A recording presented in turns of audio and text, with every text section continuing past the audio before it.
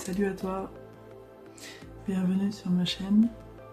Je suis Vanessa, maman solo de 2 enfants. Aujourd'hui je voudrais te faire une vidéo sur ce que j'ai arrêté de faire après mes 35 ans. Alors je vais bientôt avoir 40 ans et j'ai fait une petite introspection sur ma vie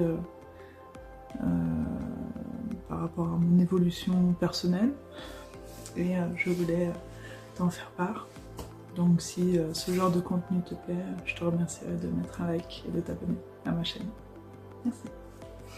Il y a plusieurs choses que j'ai arrêté de faire après mes 35 ans et alors c'est pas parce que quelqu'un me l'a dit, mais c'est surtout parce que j'ai compris que c'était quelque chose de complètement néfaste pour moi.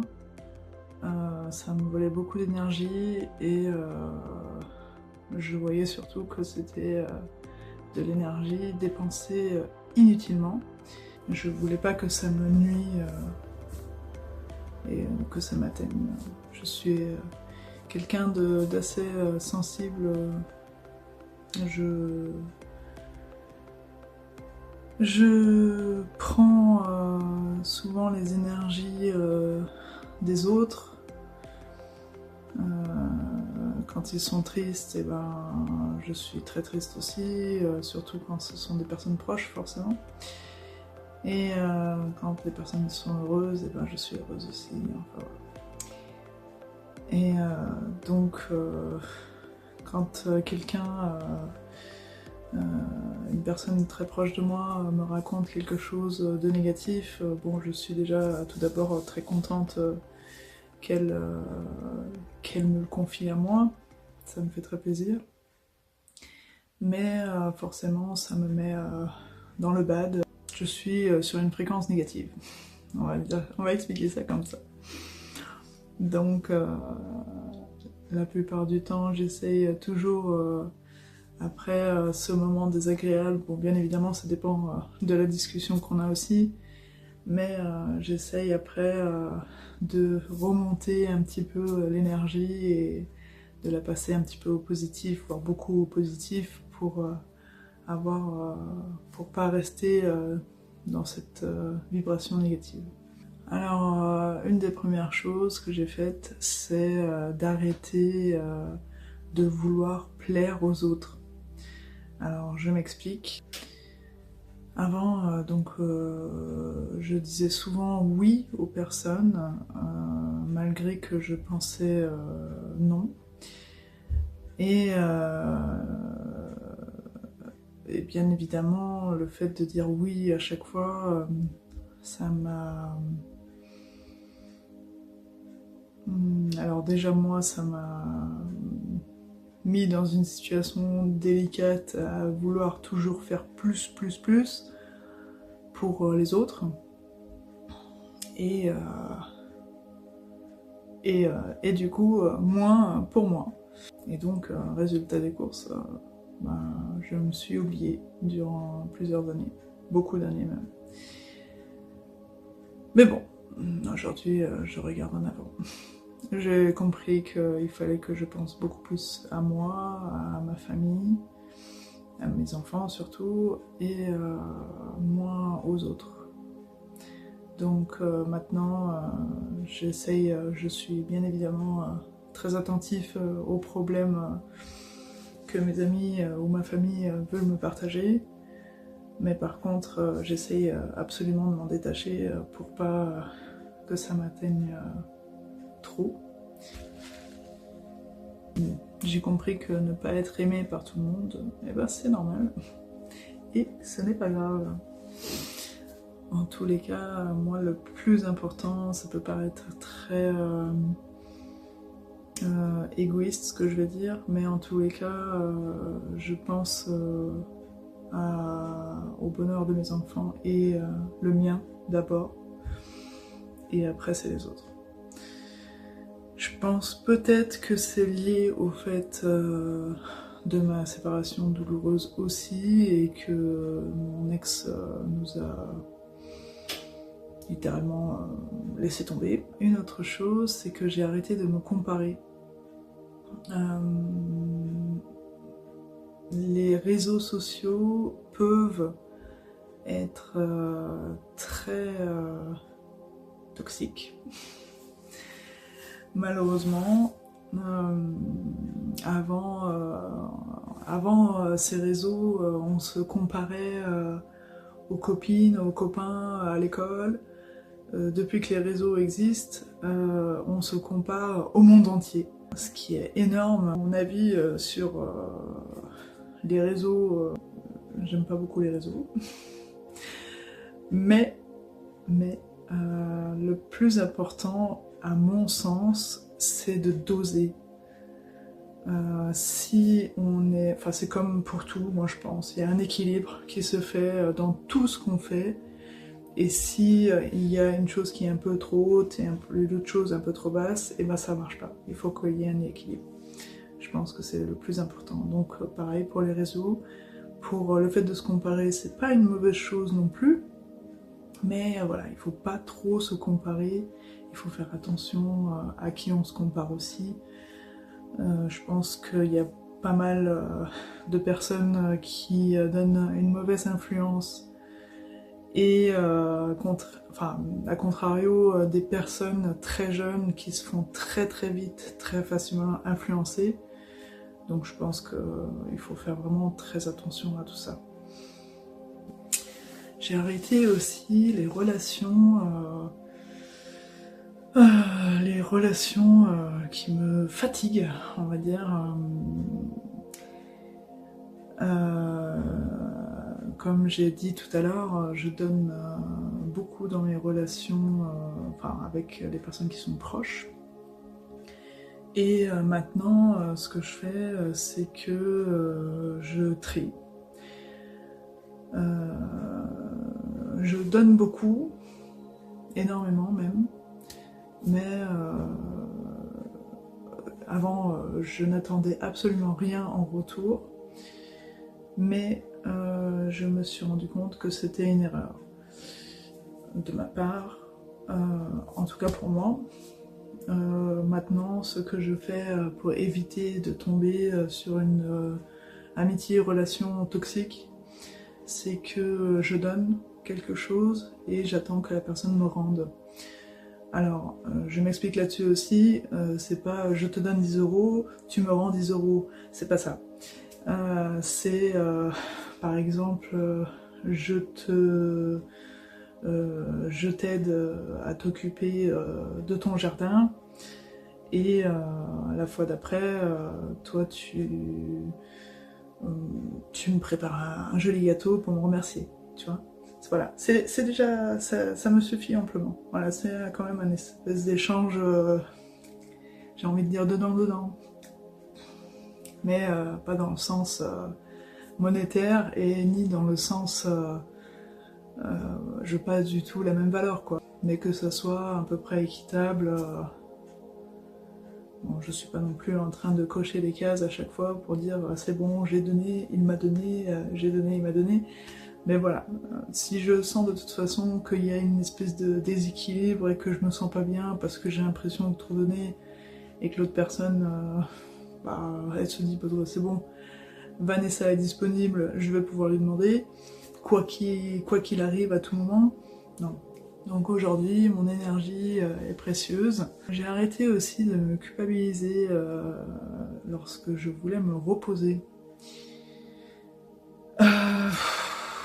Sujet très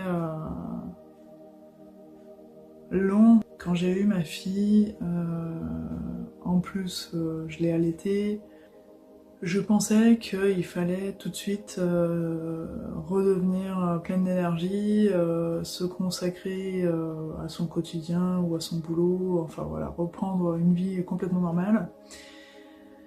Et c'était une très grosse erreur de ma part, et je vois qu'il y a énormément de personnes qui pensent comme ça aujourd'hui, parce que je vois malheureusement énormément de mamans qui sont donc avec leur conjoint et avec leur tout petit bébé qui vient de naître, qui a seulement quelques semaines, mois, j'en sais rien, qui est dans la poussette, et la maman, elle est pimpante.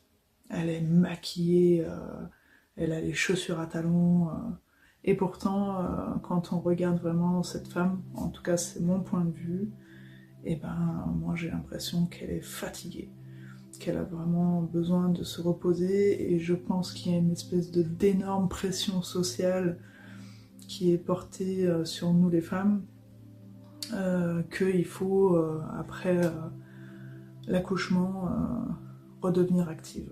Et ben non, non, non, non, non, moi je pense que c'est dans notre société occidentale, ben je trouve ça complètement pas du tout approprié, pour être poli.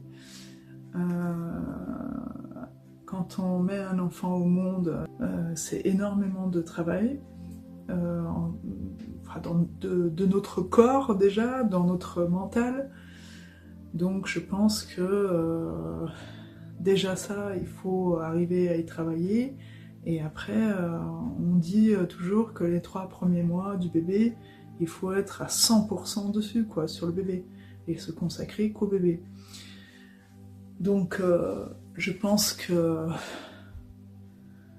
justement que c'est important, ce n'est seulement les 3 premiers mois où il faut un petit peu mettre en suspens tout le reste. Et je pense qu'il faut absolument trouver un ou une partenaire qui est là vraiment pour nous épauler. Il faut vraiment que, de toute façon, un couple, il faut que ça soit une équipe, une cohésion, enfin,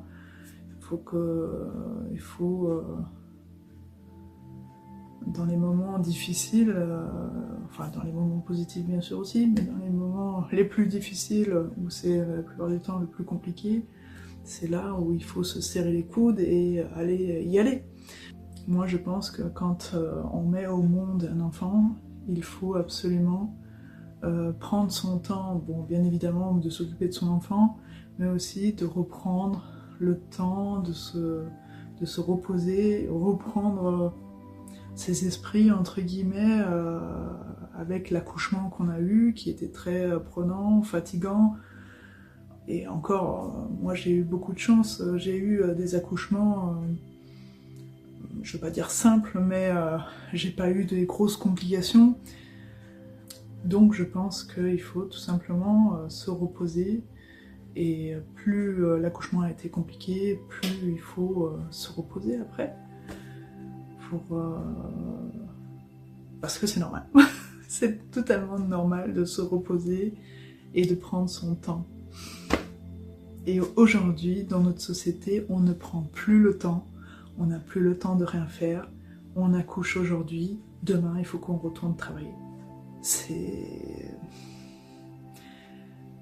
Peut-être qu'il y a des personnes qui sont capables de le faire, mais je pense qu'il y a beaucoup qui sont contraintes, notamment, de le faire.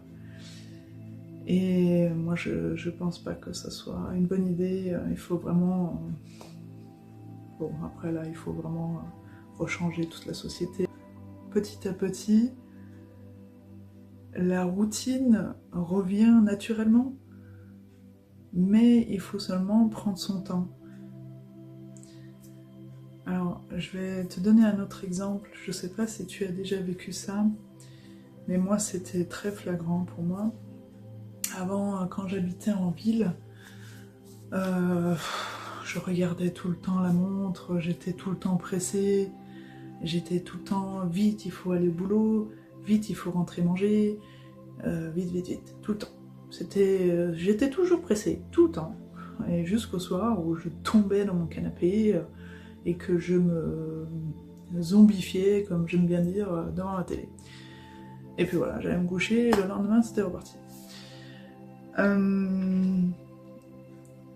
Je me suis rendu compte que c'était quand je suis partie de la ville, je prends plus mon temps. Donc j'ai toujours, bon pas maintenant, mais normalement j'ai toujours ma montre pour à peu près regarder quelle heure il est, pour regarder pour les enfants, pour être un petit peu dans les timings de quelle heure manger, quelle heure faire la sieste. Mais sinon, chaque étape de la journée, si je peux dire ça comme ça, et ben je me dis pas vite, il faut le faire maintenant. C'est ah d'accord, c'est presque midi. Bon alors les enfants, on va finir notre jeu, on va ranger un petit peu s'il y a des choses à ranger, et après on va aller faire à manger et on va prendre le déjeuner. Et ça c'est vraiment en prenant son temps. Et je me suis rendu compte, figure-toi, je sais pas si tu as déjà vécu ça, mais alors moi c'était incroyable. Et c'était une... J'y croyais même pas. C'est que si je mets donc la même situation en parallèle, donc la situation où vite, il faut manger, c'est l'heure de manger, c'est maintenant qu'il faut manger, allez dépêchez-vous, en vite, range. Cette situation-là va peut-être prendre 10 minutes et sous le stress, parce que j'aurais mis la pression aux enfants, j'aurais dit aux enfants allez on se dépêche pour ranger ça, et les enfants auraient été stressés aussi. Et l'autre situation où j'étais complètement dans la partie on prend son temps, allez on finit le jeu, on finit de ranger, on va préparer à manger, et ben ça aura mis autant de temps, ça aura mis 10 minutes aussi. Donc c'est quelque chose que je trouve quand même incroyable. Bon maintenant je comprends que le repos fait partie de la réussite. Et moi je pense que le repos c'est très important et c'est ce qu'on sous-estime énormément. Ensuite j'ai arrêté de repousser mes envies. On croit toujours qu'on a le temps, mais le temps passe vraiment très vite. On dit souvent je n'ai que 20 ans, j'ai encore toute la vie devant moi, ce qui est vrai en soi, mais ça passe très vite et moi je pense qu'il y a pas mal de choses, il faut pas les laisser attendre justement. Moi je pense que si on a une envie de faire quelque chose, il faut la faire, je dis pas immédiatement dans la seconde, mais se donner un laps de temps à se dire voilà bon moi je le ferai cette semaine ou alors ce mois-ci ou alors cette année, ça dépend du projet. Ça fait déjà un moment que je me suis fixé le projet de trouver un terrain, vu que c'est quelque chose que je ne peux pas faire immédiatement, mais donc du coup je me suis donné un laps de temps sur toute l'année, que je dois déjà aller visiter ces endroits. Ne serait-ce que d'aller me balader ou de passer mes petites vacances dans un tout petit chalet ou des choses comme ça. Donc c'est une envie que j'ai depuis pas mal de temps mais que j'ai pas pu concrétiser ces dernières années. Donc je pense et je l'espère de tout cœur que j'aurai cette opportunité cette année pour visiter ces endroits. Donc si j'ai envie d'essayer de faire ces choses-là, alors je les fais.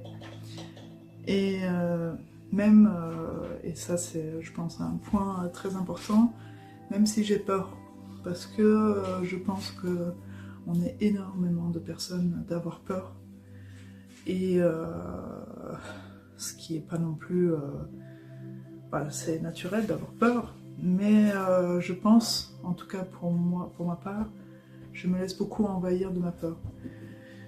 Donc j'essaye de ressentir la chose et de me dire est-ce que c'est quelque chose qui est bien pour moi, comment je le sens.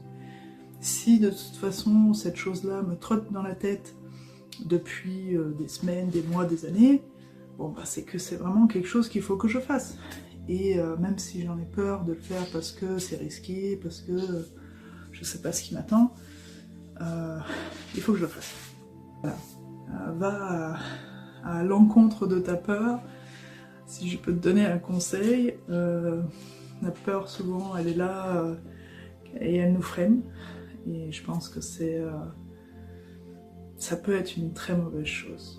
Et en petit clin d'œil, cette chaîne YouTube, eh bien, c'est un très bon exemple aussi, parce que ça fait pareil des années, mais vraiment, je pense, plus de 10 ans, à mon avis, que j'avais envie de faire cette chaîne, et que j'avais toujours peur, justement. Je me suis jamais lancée, je me suis dit, est-ce que j'ai envie de faire ça?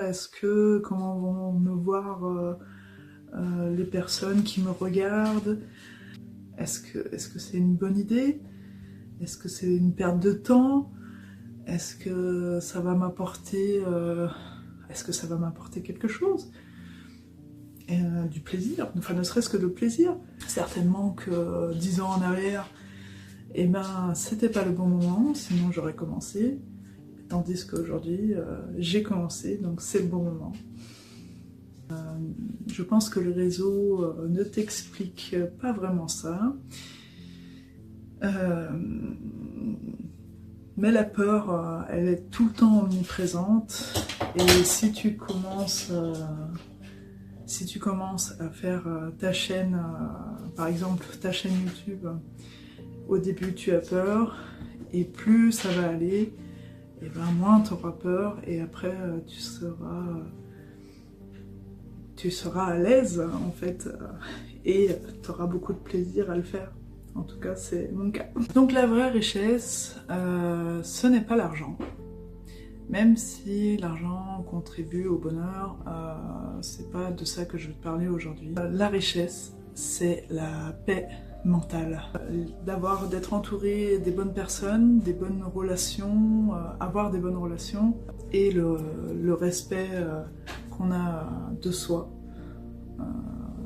de prendre soin de soi, de vivre en pleine conscience, de se sentir bien, même si on ne respecte pas les critères de notre société. C'est vraiment d'être en paix avec soi-même. J'aimerais bien savoir ce qui t'a pollué toi.